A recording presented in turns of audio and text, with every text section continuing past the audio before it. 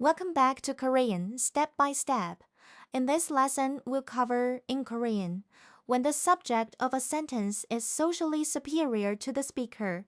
We add the honorific suffix "이," to the verb or adjective. If the verb stem ends in a vowel, add "c." If it ends in a consonant, add "uzi." Here's a summary table. Let's read the examples. 가다, to go, 읽다, to read, 오다, to come, 받다, to receive, 웃다, to laugh, 바쁘다, to be busy. This word means the teacher comes to the classroom. Honorific, listen.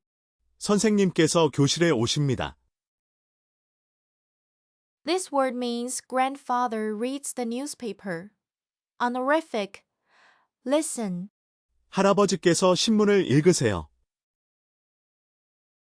This word means mother is busy. Honorific with adjective. Listen. 어머니께서 바쁘십니다. This word means the boss answered the phone. Past honorific. Listen. 사장님께서 전화를 받으셨어요. This word means the professor wears glasses. Honorific. Listen. 교수님께서는 안경을 쓰십니다. For the past, you combines with ias to become isuend. This word means grandmother went first, past honorific. Listen. 할머니께서 먼저 가셨어요. Zeri bebali, but and avef zeri ado se plus inida becomes simnida. For things related to a superior, body parts belongings, use indirect honorification.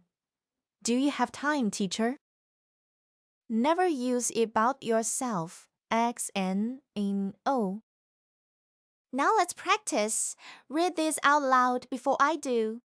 선생님께서 교실에 오십니다. 할아버지께서 신문을 읽으세요. 어머니께서 바쁘십니다. 사장님께서 전화를 받으셨어요. 교수님께서는 안경을 쓰십니다. Great job.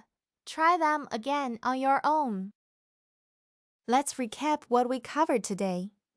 Go back over the key points and examples on screen and try saying them out loud. Great work today. Keep practicing with the native audio and quizzes at korean.mycorepic.com. If this helped, please like and subscribe, and I'll see you in the next lesson.